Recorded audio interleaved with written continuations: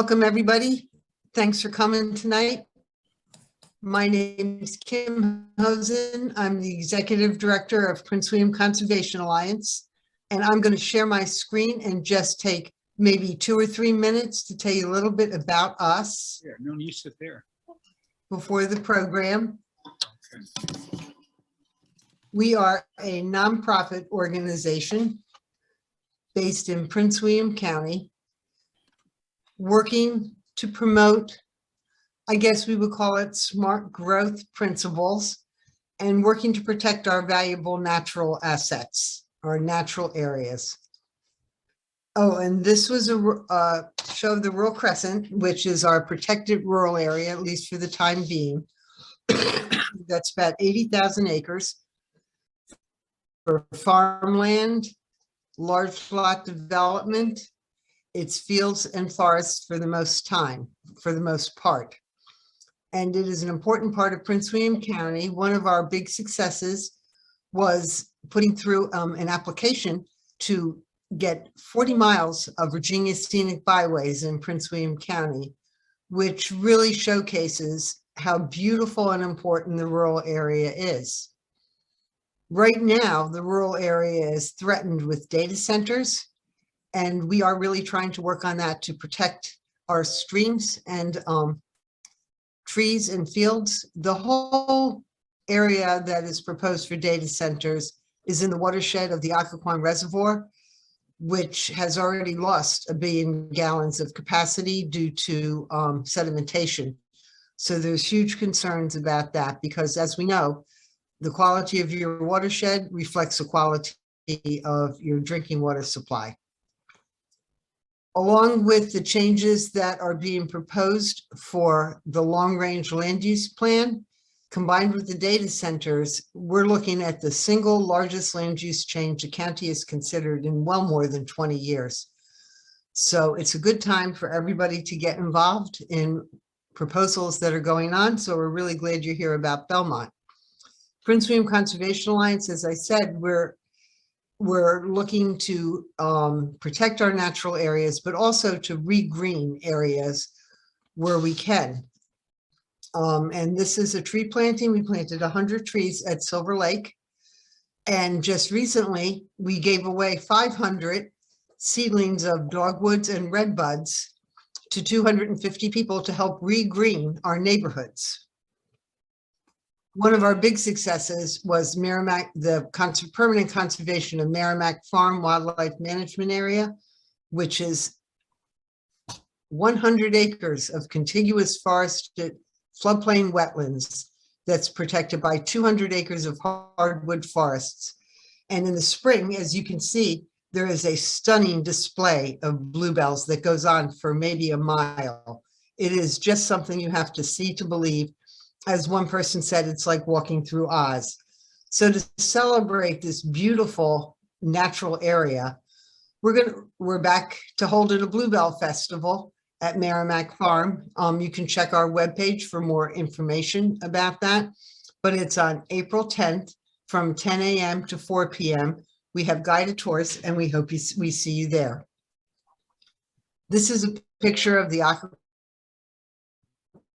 Reservoir, the shoreline, and it just highlights that from the tidal shoreline along the Potomac River in Prince William to Bull Run Mountain, Prince William County's diversity of natural resources creates a landscape that is unlike any other within the Chesapeake Bay watershed. Our long-term goals as an organization recognize the significance of this great diversity of natural areas, most of which are currently facing some challenges and some pretty significant challenges. We are working to protect our environmental assets, nurture environmental stewardship, improve underserved communities. We're looking a little bit at tree equity here, and create opportunities for residents to engage in decisions that affect the quality of our lives and the future of our communities.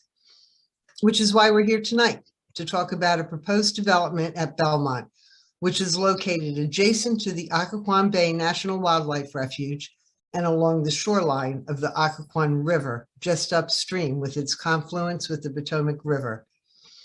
Tonight, we're going to hear an overview from Rob Hartwell, who is a former Fairfax Planning Commissioner and Vice President of Riverbend Estates Civic Association, which is located right next to Belmont Bay, and that'll be followed by a community conversation.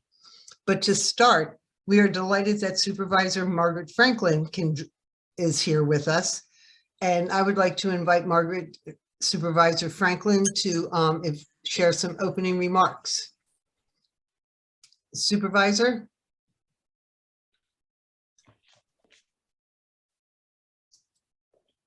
Sorry, I was muted. Can you hear me? Yes, now we can. Okay. First, let me say good evening to everyone, and thank you for joining this discussion about the Belmont Bay proposed rezoning. There's a lot happening with the rezoning. As many of you all know, I think I see a number of Belmont Bay residents. And so I think my general thoughts are that, I'm in agreement with some of the things that we've been working on with the community, including reducing the density, making sure that we have enough open space, figuring out where it's most appropriate to have park space, and making sure that our wetlands and our natural environmental areas are protected. And I can say that I have full faith that our county is working towards those efforts and those goals as well. We've been meeting with not only the community, but the Carruthers to make sure that these efforts are pushed forward. We've gotten positive feedback. Many of you know that I believe the Carruthers have pushed forth on, responding to some of the comments from county. And so those are some of the things that we've been working through. And so I believe this discussion is timely. It's important. But I do want to make sure that adequate information and factual information is presented with regards to the rezoning, because quite frankly, it's going to take all of us, the community, the county, myself, and the Carruthers, to make sure that this project can get to a place where the community can be comfortable and supportive. And a large part of that will hinge on protecting the environmental assets that we have in the Belmont Bay community, which I am supportive of. And so I appreciate this discussion. I do have my staff on. I noticed that Alex Venegas from the county is also on. And so, of course, I'm always happy to follow up or answer questions, but just want to encourage everyone to stay encouraged on this project, to stay active, and to also remain civil in our discussions about this. I know it's been quite a passionate discussion in the past, but I think we can all get to a place. I'm still very optimistic. I'm optimistic about the county comments in the beginning, and I'm optimistic about some of the discussions that I've been having lately with the Carruthers in understanding the need that I've pushed forth on behalf of the community. So of course, not everyone will get what they want on either side, those that support and those that oppose, but we're working really hard to reach compromises. But of course, the environmental areas is something that shouldn't be compromised. But I think we're working towards those efforts. So thank you all for hosting, and thank you for having me. And thank you so much, Supervisor Franklin. Those were a great opener for the program and much appreciated. So now I'm going to turn the program over to Rob, who will go through the basics, I think. And after that, we're going to open the mic up for a community conversation, and just repeating Supervisor Franklin's comment that manners are very important, and we're all on the same side trying to create a better Prince William. So Rob, you're on. Thank you, Kim. Thanks everybody for joining. We have a lot of development issues in the county. We have a lot of important environmental issues in the county, and the Conservation Alliance does a great job in being shepherds of the precious assets that we have in the county, from the rural crescent to our watershed, to our environment. And I just wanted to thank Kim for giving us the opportunity to share with you what kinds of things are happening, what's going on. Let me go to full screen here. There we go. Minimize this. There we go. So this is just a picture currently of the Belmont Bay development with the Occoquan Bay National Wildlife Refuge in the back.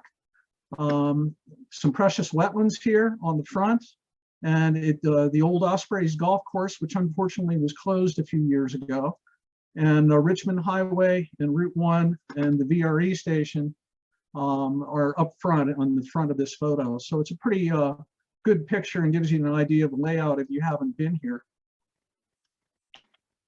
And this is an overhead of the absolutely wonderful ecosystem that we have here. The Elizabeth Hartwell Mason Neck National Wildlife Refuge across from Belmont Bay, named for my mom, of course. And Mom was very active on the Occoquan Bay National Wildlife Refuge, working with Jim Wagner, who's on the call right now, to transfer the Harry Diamond Labs property to the National Wildlife Service.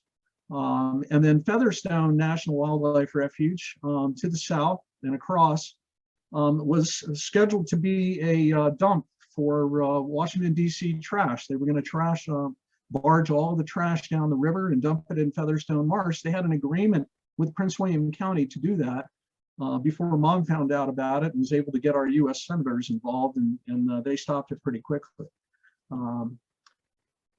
This is a picture of the old Harry Diamond lab with the towers there doing, they were doing EMP experiments and trying to communicate with extraterrestrials.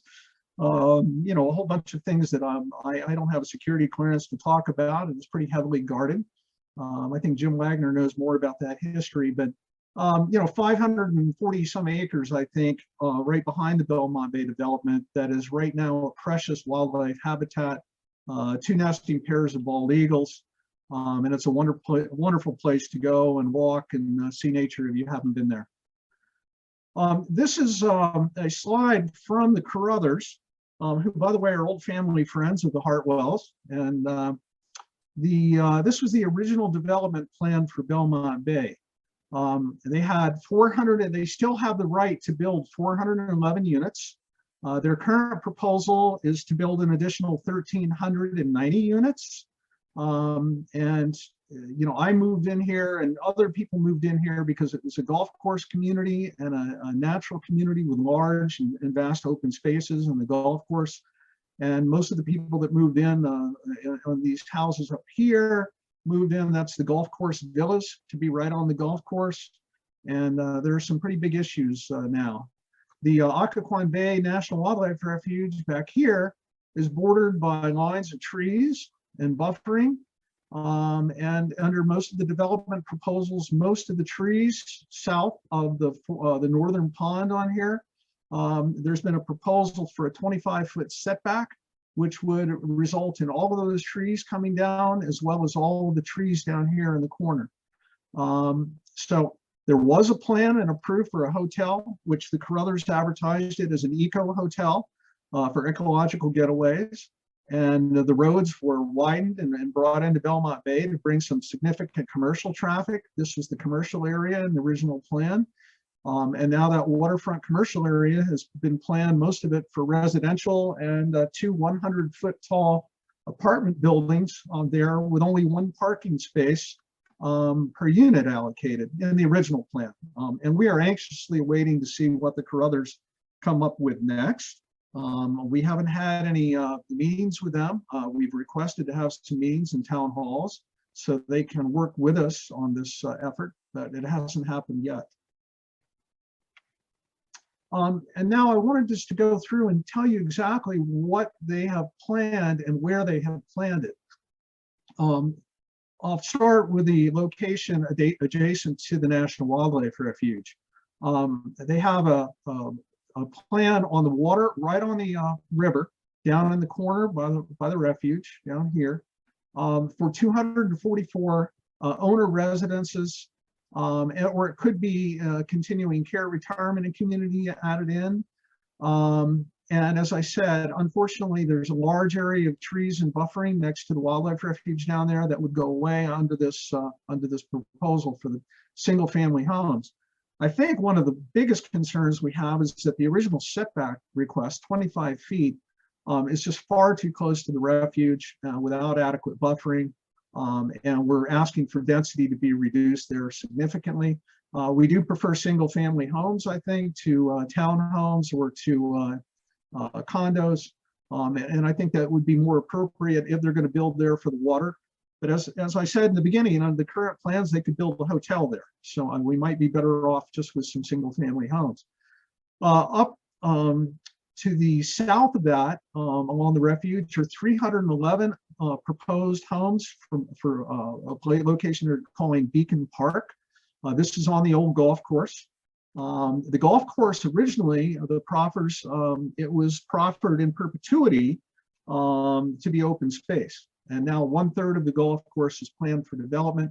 And I would say that some of the most critical wetlands areas on the golf course and on the northern end of the development, there's no development, active development plan there, although we still have some concerns about their original plan. This area would remain as a buffer in a nature area. There's really wetlands there, and there's no way that the building could take place there anyway. On the other side, then we're going along Dawson Beach Road, the other side of the golf villas here, which were on the golf course, are the Maywood residences, again, with very small buffering, 25 feet from the adjacent golf villas, 226 more houses proposed. The biggest concerns there is the people that bought in here paid a premium to be on the golf course. It's very unfair for them to pay that premium, knowing that the golf course was never to be developed. And all of a sudden, proposals come along, things change. In the dark of night in November of 2019, the comprehensive plan for Woodbridge was changed without input from the Belmont Bay citizenry. Unfortunately, that plan was changed to help facilitate and allow some of this new development. They still have to go to rezoning. That's what we are opposed to, and multiple groups are opposed, and I'll discuss that in a second. Then up here in the transit district across from the VRE is probably one of the only things that makes sense, although it's a very difficult location to build. They're planning to build 325 residential apartments there across from the VRE, which would be an appropriate location for the apartments. It's a very steep hill, and the engineering must be very difficult. I go along there and pick up trash with some neighbors of mine occasionally, and we can't even go down the hill. It's so steep, but I guess they figured out how they can engineer it. There's wetlands and a stream underneath some of that and adjacent to it as well. So I think there'll have to be some wetlands mitigation there.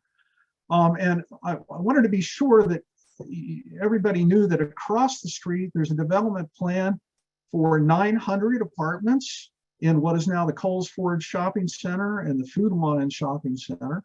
Carlos Checky and IDI are planning that, and actually they've come up with a proposal that we may be able to support from our communities. Belmont Bay, the president of the Belmont Bay Association, KP Lau, who's on the call, and myself have met with Mr. Checky, and Checky was also the developer of the IDI apartments down along where the Harbor Grill is across the highway. And I won't dwell on it, but the school board has come out and said absolutely not. They don't have any capacity. Even with another elementary school that they're building at the bottom of the hill in Marumsco, they said they'd have zero capacity for any new kids, and we would have 58 kids projected in Belmont Bay's development. That doesn't include IDIs or the new development here. So there's really going to be some issues on schooling. This neighborhood is the neighborhood of old single-family homes, and I live in this neighborhood, which is right behind the Belmont Bay Elementary School, which is right here. Our biggest concern in our neighborhood is that with VDOT's plans to build a huge interchange here, all of the industrial traffic, and there's a lot of it, from Arbon and Carosi, tractor trailers, U-Hauls, bulldozers, all sorts of major trucks and trafficking, would probably be diverted through our neighborhood, which is Regency and Norwood Lane, or they would go down here in Belmont Bay on the south side, so they could go north, because they're planning to cut off the Dawson Beach intersection from Route 1 north or south. If that happens, it becomes an absolute nightmare of truck traffic going through the neighborhoods to get to the only exit from Belmont Bay, which would be the new reconfigured flyover interchange at 123. The Belmont Bay Civic Association has an alternative, which we support, which we really need VDOT to take a look at. And I hope Supervisor Franklin and the board can work with us on that one. It's a key issue. Getting back to the environmental side of things now, there are some key wetlands areas in the middle part here with some really strong habitat, a lot of woodpeckers, a lot of wetlands. And we've had beaver in the streams going in here before.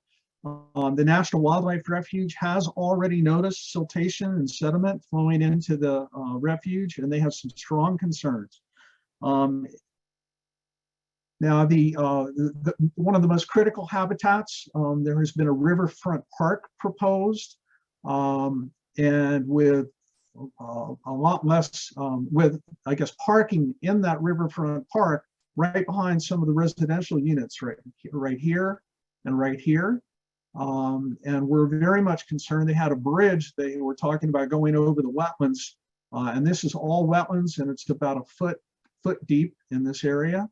And the Potomac Heritage Trail, new alignment is proposed to go through this area along the bank.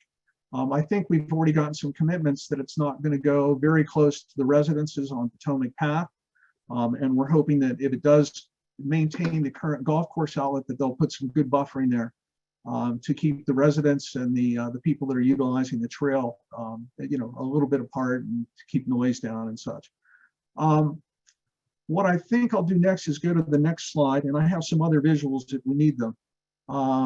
The apartments, the 100-foot apartment buildings will be built next to George Mason University, which is right here.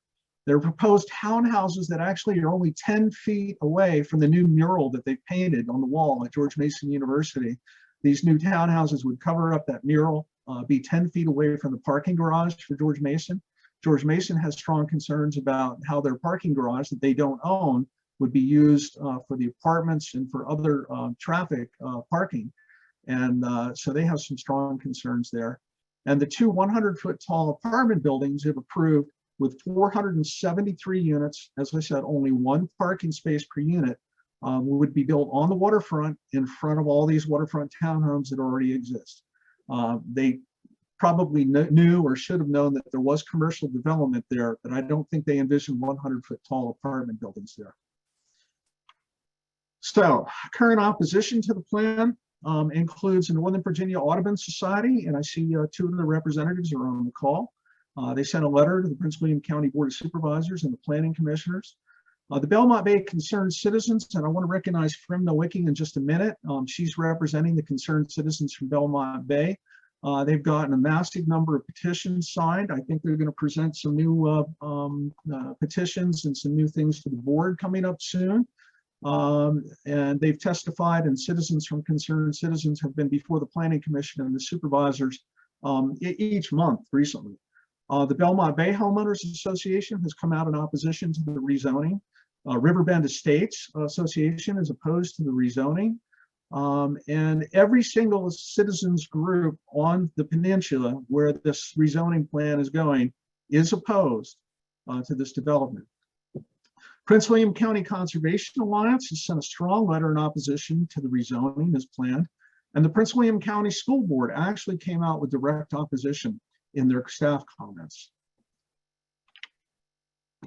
And frankly, we have some trust issues with the developers.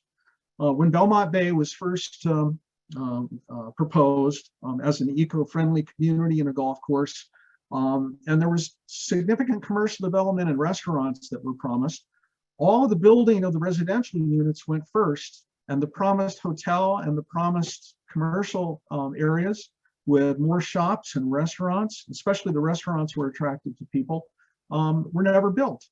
Unfortunately, the view that you have right now, that's the Osprey Golf Club that's used for weddings and special venues. Supervisor Bodie came out and toured with us the other day, and he was married there, and he fondly remembered you know, his wedding taking place there. None of the promises that were made to the Belmont residents the first time were kept. Unfortunately, none of the commercial development came along, the restaurants didn't come along. And then the golf course was closed, and we thought it was going to be permanent open space, and it wasn't. This picture, by the way, is of a recent bulldozing of the wetlands area. They said that it was an accident. We actually had a member of Audubon that was out there watching them and confronted the people in the bulldozer. And there is a possible road that they're planning to put through this wetlands area right here. This used to be on part of the golf course. I had lost at least 100 golf balls in those tall reeds there. So the bulldozing of the wetlands was uncalled for and clearly a violation. There's also been dumping on the golf course without permits of thousands of tons of soil. The golf course used to be a flat fairway, and now I don't have pictures of it here, but whenever we take our supervisors and planning commissioners and other VIPs out for tours of the neighborhood, they see these huge mounds that are covered over with grass now, and it was from all the digging and all the fill-in from existing development here. And I guess they'll probably use it for the new development and some of the wetlands that they would fill in. So it's on hand. Probably the most egregious thing that we think happened, we're not exactly sure. And unfortunately, I was living in Florida then, but back in November of 2019, the comprehensive plan for Woodbridge was changed. There was, I think we had a representative from the board that attended one meeting, and it was never heard that Belmont Bay was going to be included in the North Woodbridge plan. And when the plan came out, a lot of changes were proposed, and which gave the ability for this rezoning to take place. Unfortunately, whoever worked that with the North Woodbridge, with the Woodbridge Committee, and within Supervisor Principi, I will say, so everybody knows that Margret Franklin was not part of that effort. And she came into this and was a little surprised to find out that we weren't really represented in that. But it was represented that we knew about it and that we participated, and that's just not the truth. So the key environmental issues, and I'm just going to cover the environmental issues raised by the county staff report. I just wanted to go through a couple of them very quickly. The county staff report, the first critical issue that they highlighted was that the existing open space in Belmont Bay and in the development plan where they get they have a 30% requirement that their plan be open space. It's not part of the development plan. It's already been left as open space by the original development. There's no new open space, and they're basically double counting. That's something that we can't let them get away with. I really appreciate Supervisor Franklin's remarks that she wants to reduce density and help with open space, and that's going to be a necessity to get our support. The county staff said the development will be underserved in open space and recreation. There's not really any active recreation here other than the Potomac Heritage Trail. There's some tennis courts, but there's in terms of, and we do have Veterans Park close by, in fairness. But the open spaces, the county staff is very concerned about the lack of new open space and any dedication towards real parks. Park Authority has multiple pages about their concerns. One of the other issues, and this really came home to roost when I mentioned that the first Belmont Bay development, that the promises weren't lived up to, that under this rezoning plan, they get to build 1,100 of the 1,390 homes before any open space is dedicated to the county and or to a civic association or to the Nature Conservancy Trust, the Northern Virginia Conservation Trust, which has toured the area with us. And we think that the dedication, and the staff thought the dedication should come at least when 50% of the homes were built. That way the developers have gotten a lot of their money, they've made some profits, and they're able to then feel comfortable that the development's going to take place. 1,390 homes overall, the density is just too large.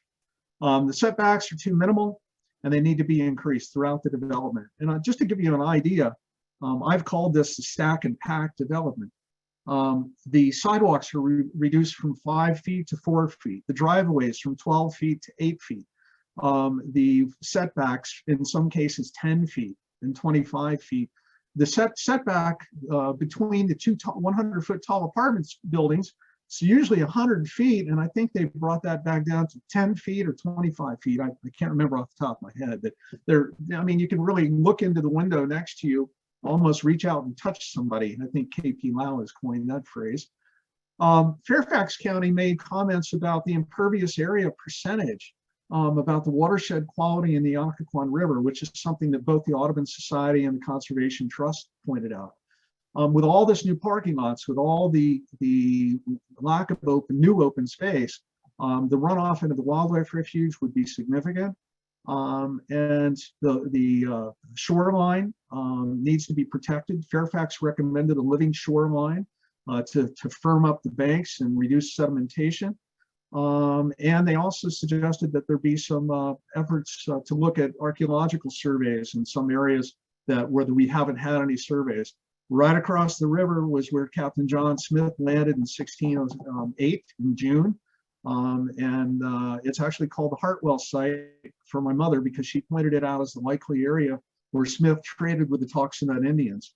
I'm sure the Indians just didn't stay to one side of the river. Might have been their village across the river, but I'm sure they were over here too. And we have some archaeological issues we ought to take care of. Prince William County Park Authority, 3 pages of concerns. Prince William Transportation Office, 20 pages of concerns on transportation. I could go on and on about that, but we're focusing in on the environment here. And the Prince William County Watershed Report it insists that they fix the RPAs, that they minimize the forest clearing that they have planned in the proposal, wetlands degradations that are in the proposal, and stormwater runoff for some of their biggest issues. These things need to be addressed. And what you can do is call your supervisor's office to object to the current rezoning plan. And as soon as the new rezoning plan comes out, we haven't had any meetings. The Carruthers have not met with us to fill us in on what they're willing to mitigate and what they're willing to do. They're meeting with Supervisor Franklin. And we would hope that they would meet with the citizenry, both associations that represent this area, before they submit the plan, so that we might find something that we can agree on. Any development should not change the neighborhood's character as a destination for the environment, for the Occoquan River, and for passive recreation in the Potomac Heritage Trail and open space along the golf course. Should minimize development near the refuge and provide for 100-foot setbacks, minimize density to better control runoff into the Occoquan and into the wildlife refuge, and decrease the density significantly. Then we need to talk to our planning commissioner. Our planning commissioner is also from Woodbridge, is the chairman of the planning commission. She's been on our Woodbridge Potomac Communities phone call, Zoom calls that we have monthly. There's one coming up towards the end of the month, and we want to have her come out here if she can and walk with us. Several of the planning commissioners have already been out here. Tell your neighbors about the negative impact and ask them to get involved. And tell other elected officials of your opposition. We've had Congressman Connolly out here, who was very instrumental in working with my mother to protect the wildlife refuges. We've had State Senator Scott Surville out here, and there are some transportation issues where VDOT will be brought into play. What I'd like to do now, if there are any questions, we'll get to those in a minute and I can bring these back up. But I wanted to, before we go to Q&A, I wanted to recognize Frim Nowicki, who represents the Concerned Citizens of Belmont Bay group, and ask Frim to say a few words and fill us in on what the Concerned Citizens are doing. And if I missed anything, Frim, excuse me, please fill in for what I may have missed. Thank you, Rob. Can everybody hear me? Yes, we can hear you. Okay, good. We can, but we only see half your face. Oh, sorry. You know what? There we go. Okay. Sorry about that. Not optimal here. Yeah, thank you, Rob. Yeah, you did an excellent presentation. The Concerned Citizens Group of Belmont Bay was formed so that we can address some of the issues in the rezoning, and also to address environmental issues that we feel are very important. We feel that the rezoning is actually affecting a lot of environmental issues here, such as the runoff, the watershed, the protection of our shoreline and the wildlife, the fish, everything. The rezoning affects basically everything. So when we started this, we originally started with the parks because we would like to see the parks remain with Belmont Bay HOA because we feel that these parks are neighborhood parks, and we were shocked to hear when the golf course was being closed, that we would not have, that they are going to turn this over a large percentage into housing, limiting our green space. We have very, very limited green space here, considering the amount of people, 1,102 houses here. Actually, we have more than 1,102 now, but because we have to add the ones from the new housings and acclaim that's here. I come from a community, Newington Forest, where we had 1,600 houses, and we managed like 5 miles of trails, 2 ball fields, 4 tennis courts, a huge Olympic swimming pool, and there's no reason that we can't do that in Belmont Bay. And that was for the benefit of our association members. And we also welcome guests. We welcome people from outside as long as they stayed within the posted rules. But mainly what we did in Newington Forest is we conserved our environment. We had, the builder was generous enough to give us land, which is not happening here at the present time. And we put trails on there. We conserved the tree lines. We conserved the setbacks. We had streams going through, which we actually improved. We didn't plant anything that was not native or anything that would interfere with the development of the environment. And that's one of the reasons a lot of people go to live in Newington Forest. Well, a lot of people who I talk to here, that's why they come and live here, because they said, we came here for the peace, the quiet, and the natural treasures and the environmental treasures that are here.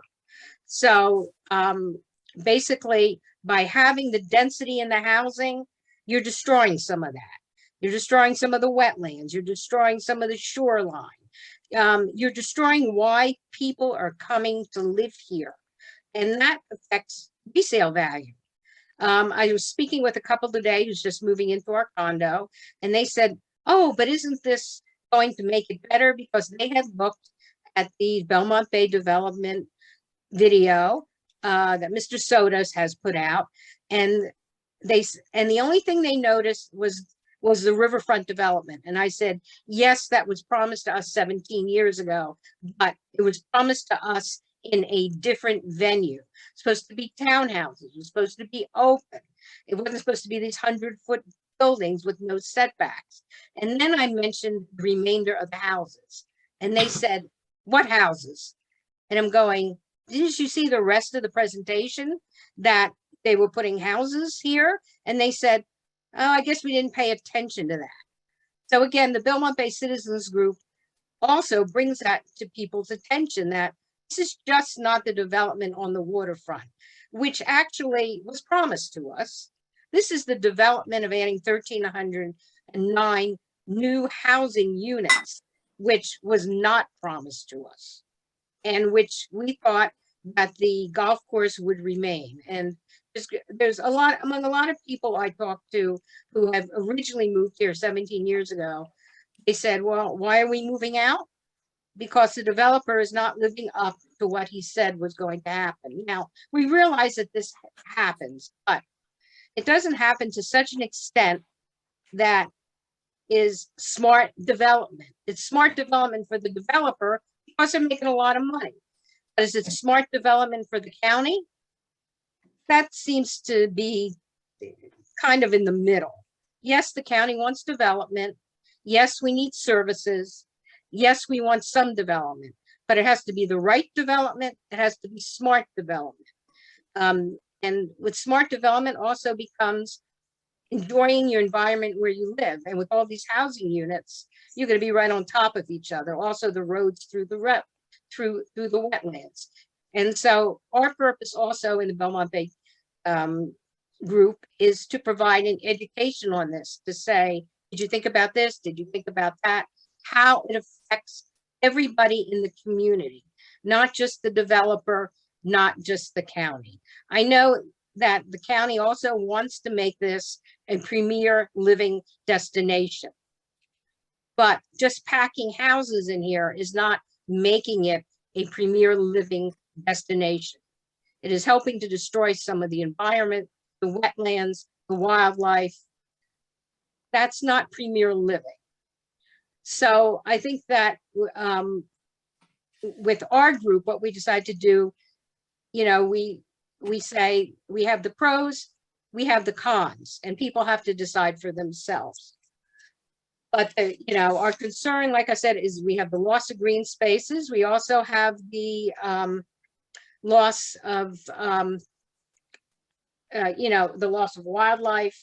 And yes, I see somebody has in, well, the county wants to, you know, increase the amount, you know, have a higher, I guess not income level, but have housing here that has a higher amount in cost.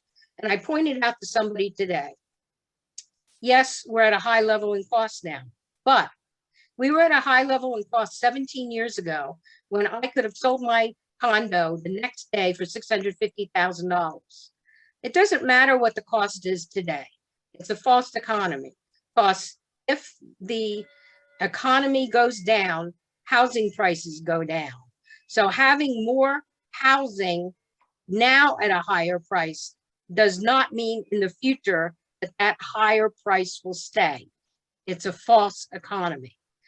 What will work, in my opinion, is that we have a viable community, more single-family homes that families can move into and stay, not be a transient community where people say, okay, well, I'll be here for a couple years and then I'll just leave.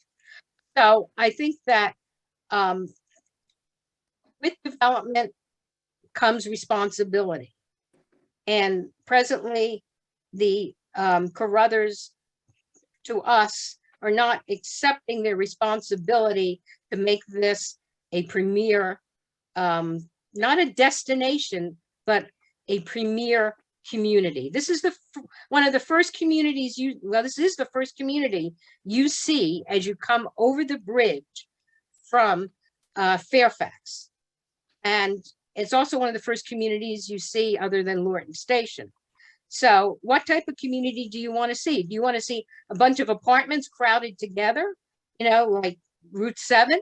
Or do you want to see a community with green spaces, people outside enjoying themselves, you know, nature walks, things like this? You know, you just don't want to see a concrete jungle.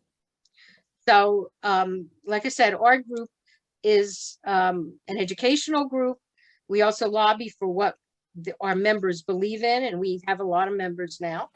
And we also are very concerned about the environment, wildlife, how any type of development affects the environmental impact in future of our area.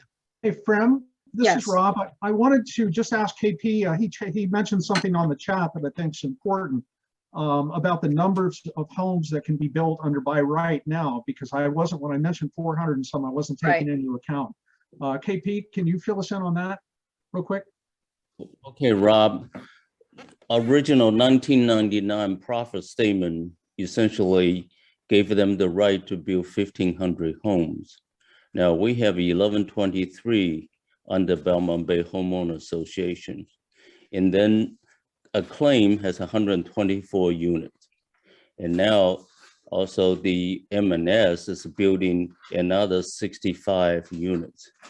So you subtract 124 and 65, and then I think it's no longer 411. So it's only 100 and some that they by right. Like 188, something like that. Yeah. 200, yeah. Oh, great. Maybe we can get to some comments and questions. That would be great. Anybody have questions or comments? Oh, and then you can raise your hand, which on the bottom screen, if you scroll to the right and see reactions, it's there. Or if you can't get that, just wave your hand around. So, Hi, I'm Helen Burrows and I live in Belmont Bay, and this is the first time I have heard a presentation on the problem, so this may be a very naive question. But since the Carruthers did not live up to their commitment that they made to us as original residents, in terms of the amenities that we were expecting. Why would Prince William County entertain a new proposal knowing full well that they will never get to the amenities and we will just become a very dense residential community that will be most unattractive? Although I haven't had the impression that Prince William County is interested in the aesthetics. And I'm not sure we have, So let me answer that really quick. So one thanks, of Alex. we requested is that they put triggers in the proffers so that when certain things are built, they have to deliver other products, such as the amenities or, the open space, turning it over to the county. So we do have elements in there that we requested that they provide some sort of triggers that when they hit a certain threshold of, the development, that they provide other elements such as the amenities and things like that they promised. Now, I've heard a lot of people say that they promised us certain things, but one of the things I need to make clear is that we make sure that anytime someone promises something to the community, that they put it in writing. Because if it's not in writing and we can't find evidence of it and it's not attached to the proffers, we can't really enforce it. But if it's attached to the proffers, then we can have our zoning administration, go back and hold them accountable for those things. Actually, Alex, Daniela Horseman, who's the president of our association, has the Carruthers on tape from about 1987 or 88. I guess Okay. in that time frame, where they promised that the residents of our community next door to Belmont would have access to the Belmont amenities in the pool. And she still has that tape. It wasn't ever put in writing and it was never lived up to. Okay, thank you for sharing that. Well, that gets back to reinforcing Alex's point that we all need to make sure everything is written down. One other critical point, and then let's take some more questions if anybody has them, is that the developers have their own association. And Belmont Bay is broken into multiple associations. We have a high-rise condo, we have 3 high-rises on the water, right along the old golf course, the River Club. We have condo associations and separate associations representing different areas. But KP Lau, who was on a minute ago, is the president of the Homeowners Association of all of Belmont Bay.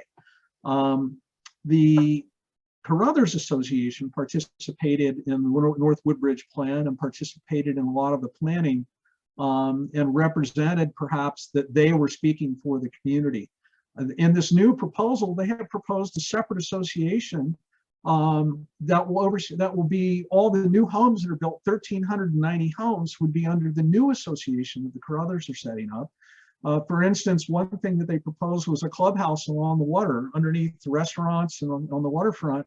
Under their proposal, existing residents of Belmont Bay would have to pay a fee to join that, while the new residents that aren't even close by would, but all the new residents would have free access to that community. It's I don't know, they really have kind of stuck it to the existing residents here, and it's a shame that they've gone that far. But we want to make sure that there's one homeowners association representing the interests of Belmont Bay and not some association that's been set up to give the developers what they want. Thanks, Rob. That makes a lot of sense. More comments and questions? This is Carolyn. I'd like to interject if that's okay. Of course. Thank Okay, you.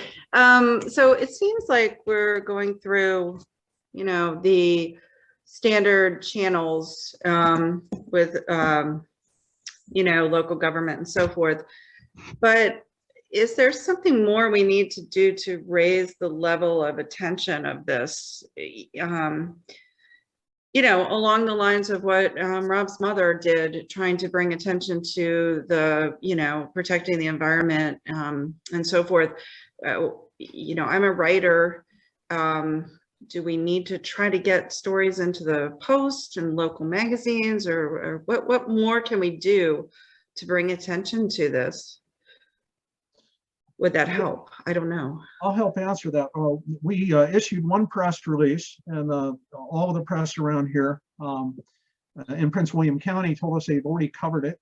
And the press release was really giving the staff of Prince William County accolades for their report. The staff did an excellent job on that 96-page report that laid out all of the issues and all of the problems. And just a couple of weeks before, I think the press had done this really glowing piece about what a wonderful thing this would be to have all this development in Belmont Bay. So essentially, yes, we need to cultivate the press, get them involved. Letters to the editor would be a great way to start. If we have some sample letters that we could send in. You know, we have a press, Supervisor Vega gave us her press list for Prince William. And you know, I've been kind of holding off, waiting to see what the next development plan is, to see if they've made some improvements and if it's something that we can consider living with. Once that comes out, and if it doesn't make the adjustments that we think are needed, then we really need to do that. We need to go after the press, the media, letters to the editor. Letters to the editor would help now, actually, frankly. Kim, you have any ideas on that? I think letters to the editor are a great idea. Many times people just don't know what's going on. And right now there's so much going on in the county. It's hard to keep up, and certain things just get buried. So I think that would be really excellent. And that's what part of this program is supposed to do, is to help people understand more what's going on and be able to talk to your friends and neighbors and other citizens and see what people think and share ideas. So I'm going to go next to Mr. Hightower. I assume you're not Renee. And then KP. Oh, hi, Renee. I'm not Renee. Thank you for having me. I've been on a number of these calls outside of this group, and we've kind of rehashed the same information. I think it's very important to share this information, but I think it's really important that we start putting together what the community can actually do. I hear the letters to the editors. Should we be figuring out which elected officials we need to get closer to, understand their positions, because the land is owned by the developer, and we need to have a strategy and a plan that is going to give us some leverage when they present another plan for approval at the county level. So I want to hear about, I would like to hear more about how we can strategically position ourselves to fight against things that we're all concerned about: parking, the green space, density, the road diet, all those things that we already are aware of, that I think most of us are aware of.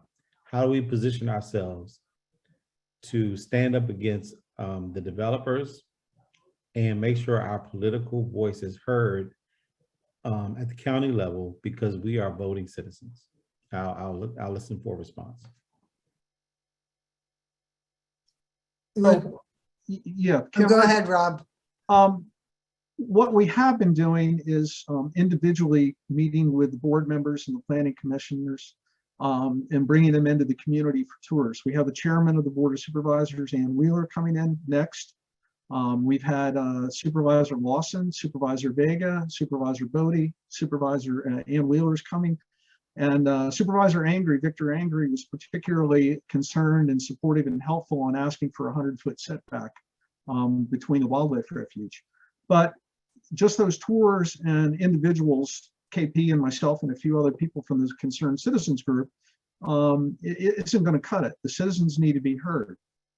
Frankly, the most effective way is to call your supervisor's office directly and leave a message. Supervisor Franklin will call back frequently.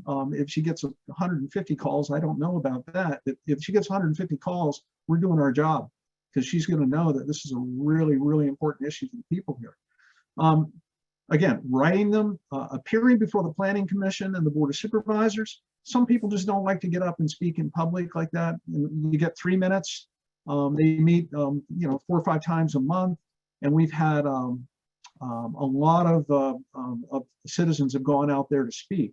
I think it would be great. There are 2 organizations that you really ought to join and be a part of. One is the Concerned Citizens Group in Belmont Bay. Frem heads that up along with Joanne Arrington. And then also, and Frem, you might want to put it on chat, your email or something if people aren't members, so you can get in touch with them and tell them what to do, ask them what to do. And then also the Conservation Alliance, which is an incredible organization representing the best interests of the environment and open space and throughout Prince William County.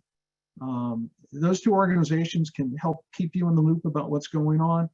I think I'd be more than glad to put together a list of the planning commissioners and the board members that we need to communicate with. The Planning Commission will be first. Frankly, once the Planning Commission's finished with it, I was a planning commissioner in Fairfax, and I kind of know this. Once the Planning Commission finishes their side of the plan and it goes to the Board of Supervisors with a positive recommendation, it's pretty hard to make serious changes after that point. So the Planning Commission is the next stage in the next battle, and that could move along pretty quickly. I see Frem in the chat section, is talking about the Belmont Bay Concerned Citizens Group. We have a Facebook page too, I believe. And we are going to send out a follow-up email and can put all these contacts in that. Great. And the program's also being recorded and will be on our YouTube channel within a couple days. Thanks, Kim. Really appreciate you doing this. And thanks, Frem, and everybody for joining. Thanks. Can I just, this is KP. Go ahead. You were next. Okay. I just want to clarify something Rob had said earlier, concerning the 2 HOAs. In 1999, the planning department staff recommended to the Board of Supervisors not to approve the idea of a Belmont Town Center Umbrella Association because the Town Center law essentially required to have 1 HOA. However, the Board of Supervisors agreed to the Carruthers to have a umbrella association. Under the umbrella association, we had a homeowner association and a non-residential association. That's important, non-residential association. Of course, because we have 9 sub-associations, which means that we have 9 sub-condos associations. Each condo association manages its own property, the building per se. As far as the land use and the common ground, common areas, that's all under the homeowner association. Now, the reason Carruthers got approved to have homeowner association and a non-residential association was because they proposed to build 1,500 homes and 1.5 million square foot of commercial spaces plus a hotel. And they contend that the interests of the 2 groups will be different during the development period of time. And that's why you had a 2. Now, when the non-residential association was changed into conservancy, which is another property owner association, now we have the situation of 2 HOAs. That's not attainable. It's essentially put the current residents into a second-class citizenship. And then also it's just nothing follows the design guidelines because the umbrella association can set up another design review committee, which we see what happens on the claims and also the townhomes are being built by Miller Smith totally ignore the current characteristic of Belmont Bay. So I think I really appreciate the planning department's effort. They spotted this problem right on. That's the first issue. They said the Belmont Bay should resolve this. We should have 1 HOA instead of moving forward. Thank you. Thank you, KP. Mr. Corpusic. I almost got it. Welcome. Thank you very much. I'm also part of the Concerned Citizens Group. And I want to follow up a little bit on what Renee Hightower mentioned. Rob Hartwell gave a beautiful presentation about the environmental impact along with Kim, and the presentation that Robert showed us with all the environmental impact areas throughout the zoning application. To me, in my knowledge, and the Prince William County Zoning Committee, these should be major areas or major concerns that would have an impact on the zoning plan. Now, I know Carruthers submitted a zoning plan, and I guess they are redoing that zoning plan. And I guess my question is, like Renee said, what do we do right now to make sure that our voices are heard and see what Carruthers is doing and what they're proposing? The incident you mentioned about townhouses 10 feet away from the mural that was just built is unbelievable. And I'm hoping Supervisor Franklin is still on the call, because incidents like this, scenarios like this, I don't see how they could be approved. And what voice do we have right now? And how far along are we in this zoning application process? How long is this going to take? Basically, how do we get more and better involved in what's going on? In Okay, that Kim- process part of things, I'm looking for Alex, and maybe you can help us with the process, Alex? Yes, so as you're aware, we received the first application and we provided comments to the applicant.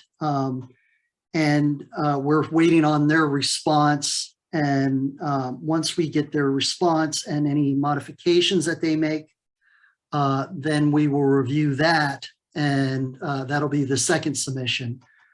Big projects like this can go through several submissions depending on how well the applicant addresses our concerns and our comments. It wouldn't be unusual for a big project like this. You see 5 or 6 submissions before we get it to the point that we could take it to the Planning Commission for their consideration. So, you know, I think from that perspective, we're still early in the process. So, you know, there will be many opportunities for the community to provide feedback. So Alex, is it possible? Well, is it possible for the HOA to request a meeting from staff to go over the current plan? Yes, I'll have to check with leadership in, you know, how we can address that. You know, I think one of the things is we can provide, you know, our perspective from, you know, the comprehensive plan and zoning ordinance and the DCSM. Right. You know, but I think too, the applicant could best provide, you know, why they're recommending certain things and, you know, listen to the community. So I think there should be opportunities for conversations, not just from, you know, the community, but the applicant should also meet with the community and provide them an opportunity to voice their concerns.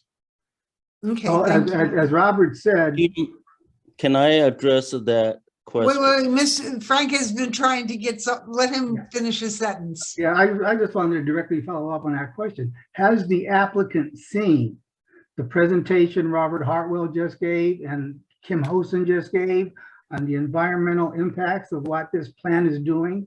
Are they aware of that? Have they So been just told about that, and is it having any impact on their rezoning application? okay, so when we receive comments from the community, we let the applicant know so that they can try to address those. So I don't know if they've seen this presentation, but I think it would be a good thing for the applicant to understand the position of the community and their concerns. So Alex, I'm on the HOA and I can, for the condos, I'm happy to meet with you and get the rest of the folks on our board to meet with you to go over this and try to make sure we are presenting the community's voice here to the developers, to the applicant, to make sure that they're understanding where our concerns are.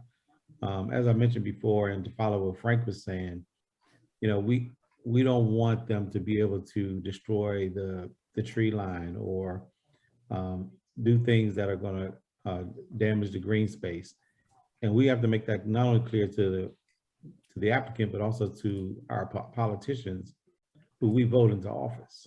So I'm happy to sit with you or meet with you and try to get the other board members to meet with you to go over this with KP Lau or whoever else, FRIM, to make sure that we're all sharing the voice of this community. Because if this voice is not heard, the developer will, apparently could care less about how they move forward to get what they want out of this project. Yeah, one thing that I always ask, you know, when you're negotiating things, it's good for you to state, you know, your position on things, what you don't like, but also what you would like to see in the community. I think that's helpful as well, because, you know, anytime you're dealing with people and perspectives, if you just, you know, say that this is my perspective, this is what I don't want, and you don't tell them what you would like to see or what you're willing to, you know, what you see in their plan that might have a positive aspect to your community. And, you know, then you're creating a friction. So I think, you know, you need to provide both the comments of what you don't want to see in the community based on their plan, as well as what elements could work or suggestions for improving those. I always think that that's a more helpful thing, is when you work in a constructive manner and, you know, work together. I know there's a lot of trust issues. You know, my observation as a person that's very objective is there's a lot of trust issues that need to be worked through.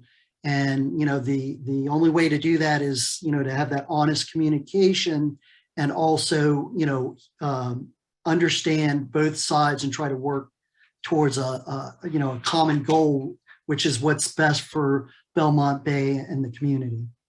I agree with Thanks, you, Alex. And I'll just wrap up with this. I think all of us, and I hope I'm speaking for most of us here, we want common sense development. We know they want to develop. We know that there should be development maybe here, but it needs to be common sense. I certainly don't want a condo or apartment or even a townhouse 25 feet from my deck. I certainly don't want to see all the green space removed. I certainly don't want to see the density grow and the parking reduced. And I certainly know that getting out of this community is already challenging because it's only one way in and one way out.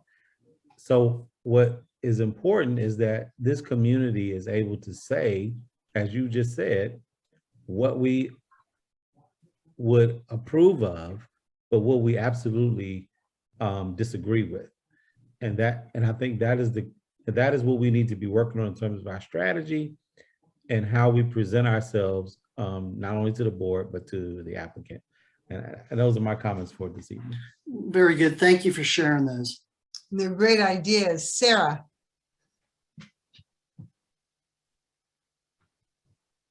Hi, thank you. Real quick, I've brought this up before because I walk the back way a lot. So I watch as things go on.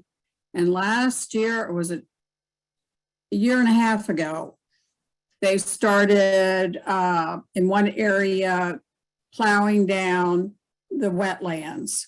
So I called locally and I was told that they got permission, that there are no wetlands there, that it was all okay, and, you know, to basically mind my own business. So then the next day, when I told you guys this before, but then the next day, there was this ribbon put up, or, you know, the tape saying that these are wetlands, don't do anything here. So, that was their quote unquote deal there. Well, now 6 months have passed, winter has passed. And what they did during the winter was they went and asphalted all that. So there have been no repercussions on that. These builders know what they're doing. The huge pond where the big turtles up on kind of on the hill, I don't know what to call it, that oversees most of the land, that they just covered that up. You could see the turtles in there and they just covered it up and nothing was ever said or done. Who And did you turn them into? Who did you file a complaint with? with the county, I actually called 2 different people and I kept calling for a while. But they just blew me off. It was so discouraging. I was excited when I moved here, the golf course and all this No, stuff. that is really disturbing to hear. And then You might try calling the Department of Environmental Quality, DEQ, which is in Woodbridge. DEQ, but they're going to keep doing this. This is what I'm saying. Well, that's why you should call. Do not care. They don't care what you think. They don't care about meetings. They're just going to bulldoze. And that area where they showed that they bulldozed all those oats and they said they made a mistake. They didn't know. Mistake, because I was down there. I said, you can't do this. And they're going to do this unless we have to do more than what we're doing. I don't care even if we have to go down there and protest. I mean, make it really ugly for these people. Sarah, this Yes. is KP. Hi. I can promise you, if I continue to be the president of HOA, we Okay. will hold developers responsible for things that they should not do. I think for so long, people acquiesce to what they do or what they want to do, and nobody challenges them. And we want to hold them to what they promise and what the environmental regulation says. And then I think there's a group of people that begin to see what you saw, just like you see the picture Rob put up with the people mowing the tall grass in the wetland. If it weren't for a couple of residents who alerted me and alerted the county, they will continue to do that. That's So right. we will stand up for the environment. We'll stand up for the residents. I'm so happy that you are there, KP. I really, and I meant to start out saying that, and some of the other people. I really am, and my vision isn't good. Kim, what is the name of that organization? Department of Environmental Quality, and you can contact me tomorrow. I'll help you get the number. And we can put that in our follow-up email because multiple people are certainly welcome to complain and draw attention to the problem. And also say that you tried the county. Oh, yes.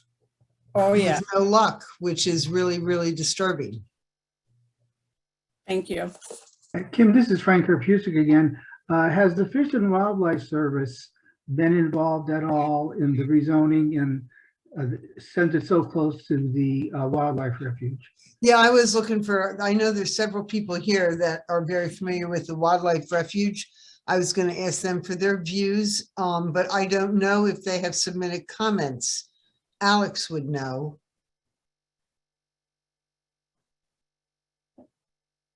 So any comments that we have, we'll make sure that they're posted online. We did send them notice because anytime we get a application in that could have implications to neighboring jurisdictions, which would include our federal partner, we do notify them of those. And then when we get their comments, we put them or consider them when we're developing staff's comments. So I'm guessing that that was a no. The first round, I don't believe we received anything. Interesting. So we can check with that because, Rob had mentioned 100-foot buffer along the refuge, which seems small to me. Do any of our naturalists that are here want to comment on that? I could speak as an activist because I run and walk the Heritage Trail a lot. 100-foot buffer at minimum, or else they're going to destroy those trees. Mm-hmm. Yeah, I wanted, this is Rob, I wanted just to mention that Danielle and I went over to the refuge, and we're volunteers there, by the way, and met with the refuge manager, Amanda Daisy, and Karina, her assistant, briefed them on this. And they told us that they had met with the developers and had complained to the developers about the runoff, that the developers are pulling out all the stops. They're also running some people, I think, encouraging some people to run against KP. They view KP as a roadblock, and there's an election that's going to be happening. The in Belmont Bay. developers. Yeah, the Carruthers. So there's they have a kind of a Facebook page where it's not evident that it's the developers that have put up the Facebook page. They have the ability to communicate with the Board of Supervisors via that Facebook page. They're spending a lot of money. They have lobbyists, and they're very effective. And so Wildlife Refuge, and even George Mason University, which has some really strong concerns with this, they're afraid to speak up because the developers control the parking garage. And the developers gave them $1 million to help build the George Mason University Parrex Center. So we have some hurdles that we have to overcome. But the refuge manager did complain to the developers at least, and I can ask Congressman Connolly to see if he would like to ask them for their comments to him. I would certainly hope that.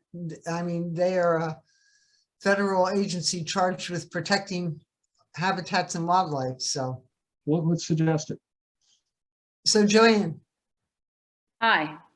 Am I on? Yeah. Hi, I'm Joanne Arrington. I've only lived in Belmont Bay for almost 2 years, part of the Concerned Citizens Group, but I've lived in Prince William County since 1985. A lot of good information has transpired tonight, and I really want to thank Kim so much for hosting this. Rob, thank you. Great presentation. A lot of folks have said a lot of good ideas. We need, from the Concerned Citizens Group perspective, everybody that has concerns, show up at the Board of Supervisors meetings, show up at the Planning Commission meetings, or you can do it by Zoom. You don't even have to go personally. Personally would be better if you're in person. But the more that we speak up to the state people, to our local people, and it takes all of us. We can't do it. 5 or 6 of us can't do it. We need everybody to join in the fight, and we have a heck of a fight ahead of us. But I sincerely want to thank Alex so much for everything that the planning staff has done so far. That 96-page report and everything in it, I know they're trying to get the best possible solution for us, but we all here in Belmont Bay have to speak up, have to speak up, write to the newspapers, whatever you need to do. It's got to be all of us together, and we can prevail, I hope. But thank you to everybody for participating tonight. And again, Rob, thank you so much for everything that you've done to help us out. Well, I'm impressed at the good ideas that are coming out of this conversation.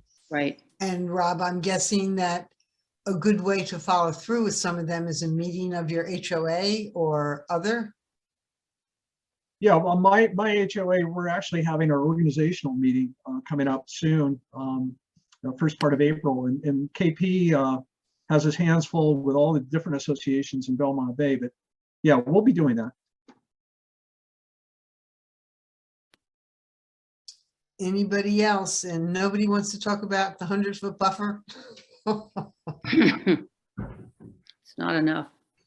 No, I don't think it's enough either. And I would share the refuge's concerns about stormwater runoff, which it would be pretty significant. Jim. Oh, you're on mute still. Hey, Jim. Oh, yeah. Can you hear me?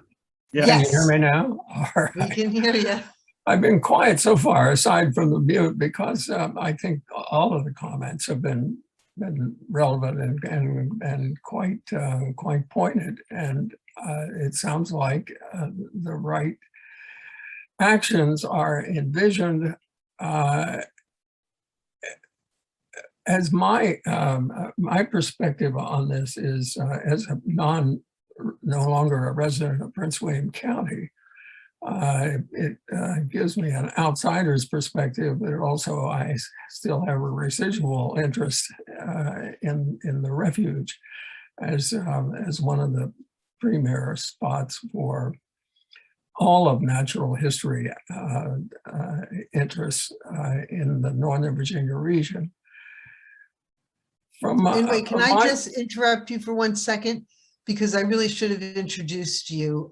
Jim is one of the people who was key and perhaps a leader in securing the Occoquan Bay Refuge as a refuge. So we all owe him a big thank you. And I'm sorry to interrupt you. Go ahead. Yeah. Well, that's fine. Yes, there were a lot of people involved in that, obviously, but it did take a considerable effort to mount a local campaign that became a county campaign, that became a regional campaign, that in the end of it, it became a case study of national interest and got national attention. It ended up with the gaining the attention of sufficient political interest that both the Republican and Democratic senators from Virginia jointly made this happen in Congress. That is the creation of the Wildlife Refuge. An immense amount of effort had to go into that, and it had to be pretty well organized. Our effort was rather disorganized at the outset. I think you're way far ahead of us at that in looking back on how things developed there.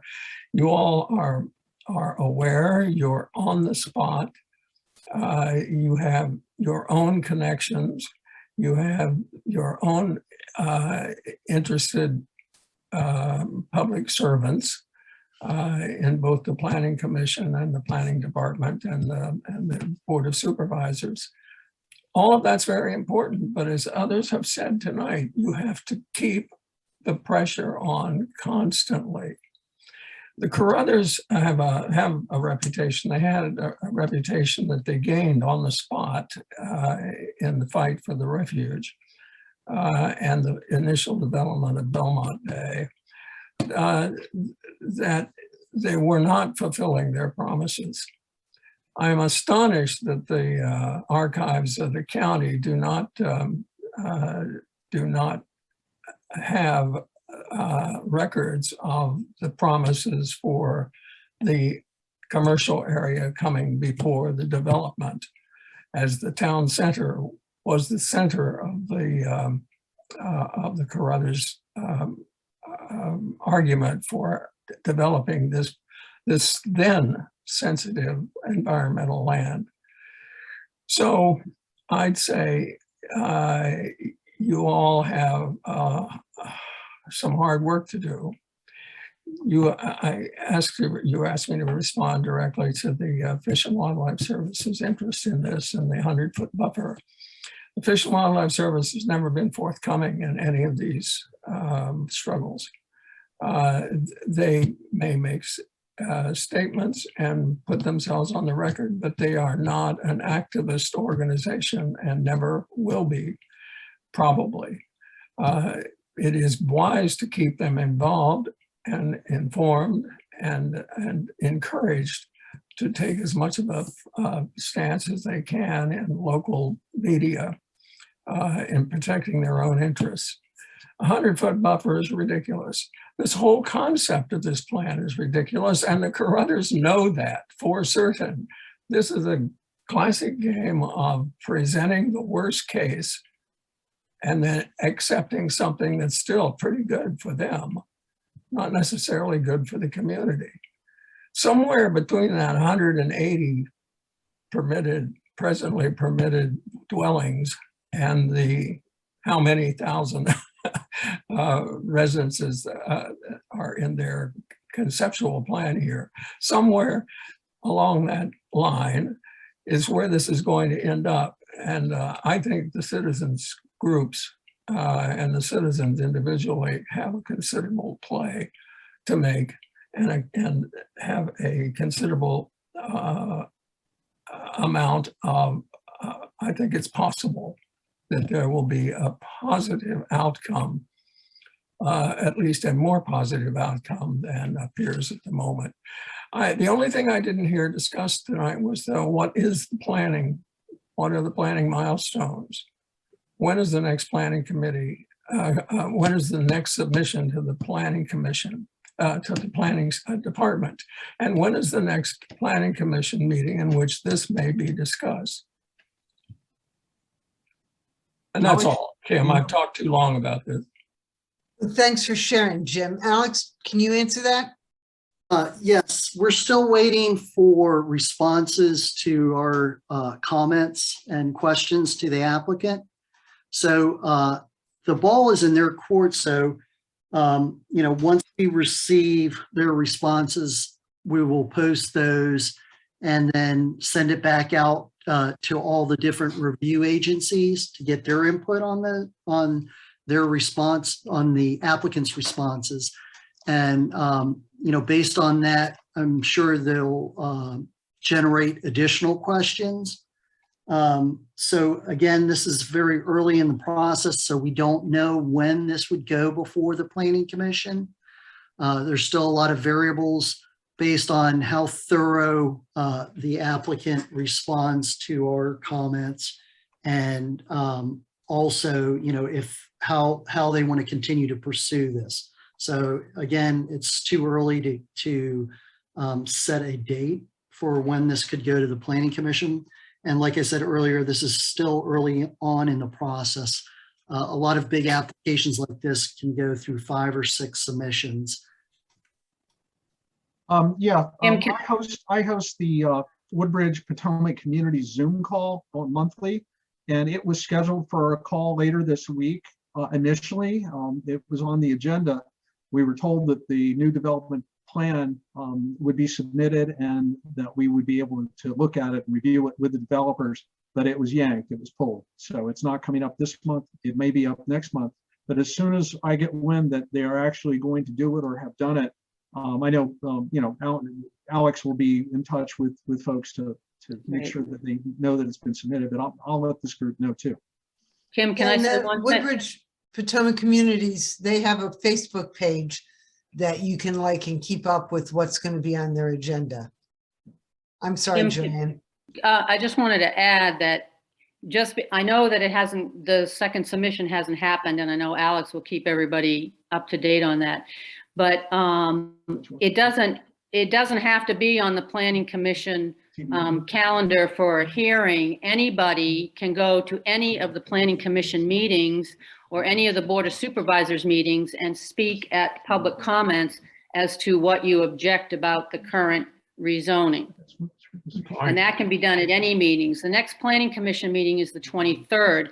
And if you're not part of the Concerned Citizens Group and we don't have your email, let us know, because Kathy Kearns does a fantastic job at managing the email list and keeping everybody abreast as to when the next meetings are that people can go and speak at.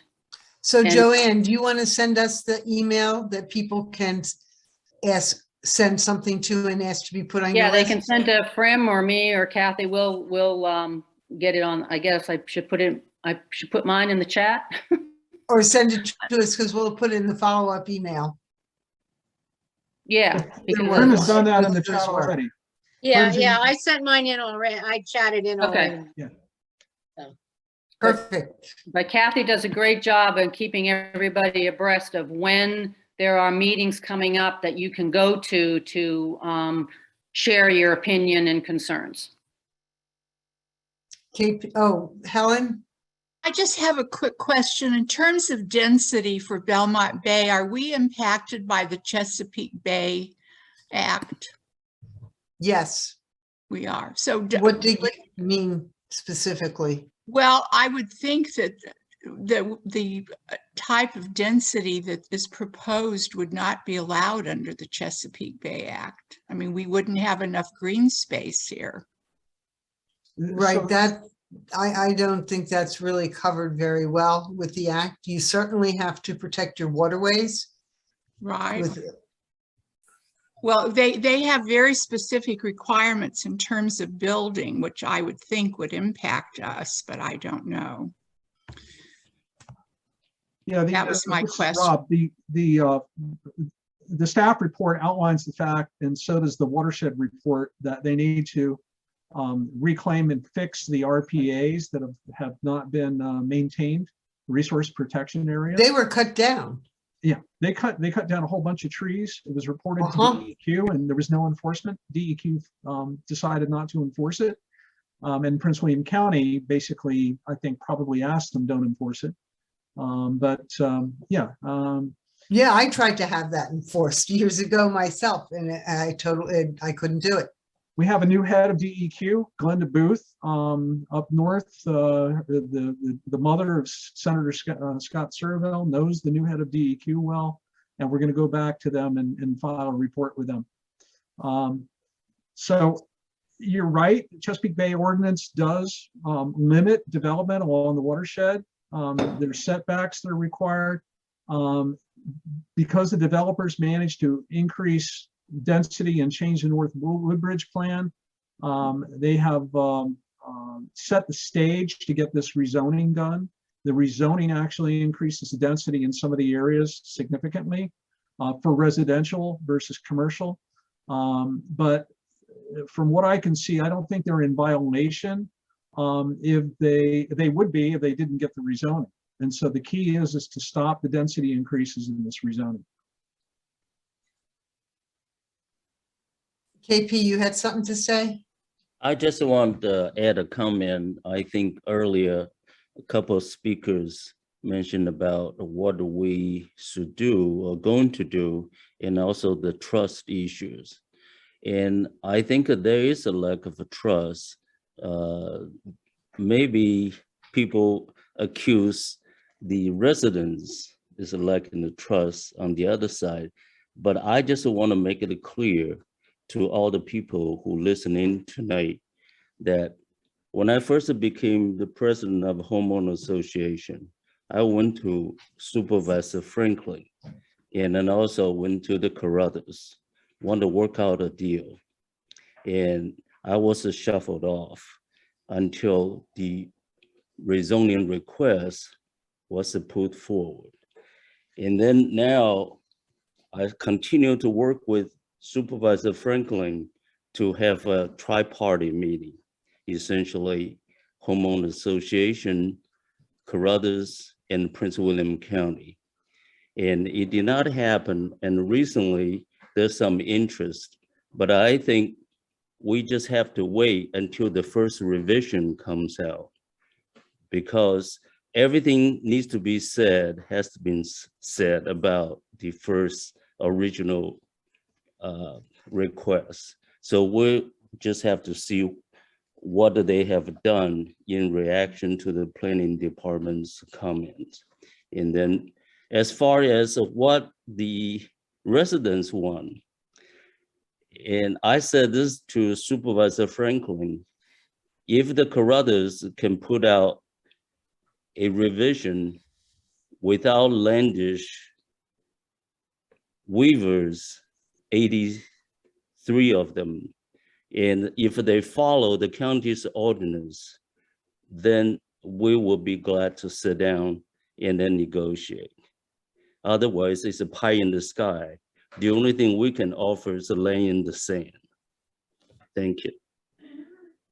Thank you. Anybody else? I see no hands or nobody waving their hands.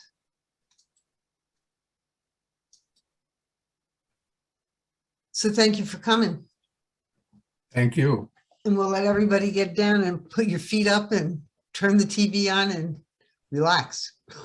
Thanks Join to the all of you. Conservation Yeah. Alliance. What? Kim, And I said, thank- enjoin the Conservation Alliance. There you go.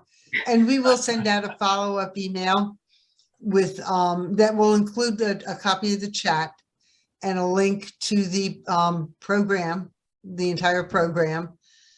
And Ashley is here, and I think we have a few things that we want to follow up on with contact info. Yeah, I'll include contact information for Joanne and Frim, and also the Planning Commission and Board of Supervisors. And DEQ, we want to do And too. DEQ, yeah. Oh, good, yeah. Okay, we don't know what we do with that, Ashley. Thank you. Thanks. Yeah, I everybody. look Thanks, forward to hearing what happens. Thank you, everybody, for coming. And I guess we'll see you the next time.